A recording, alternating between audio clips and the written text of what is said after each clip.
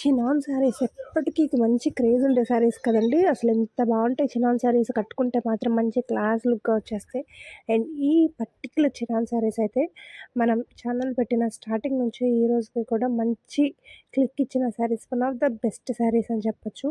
Beautiful small బోర్డర్‌తో checks pattern వచ్చిన chinon saris. Colours కూడా నేను చెక్ చేసుకోవచ్చు. కిందే మెన్షన్ చేశాను.